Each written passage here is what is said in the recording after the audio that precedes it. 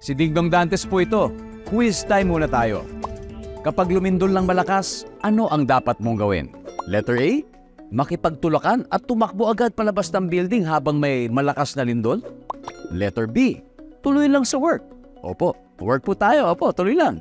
Or letter C, mag-duck, cover and hold kung nasa loob ng matibay na bahay at hihintaying tumigil ang lindol bago lumabas ng building.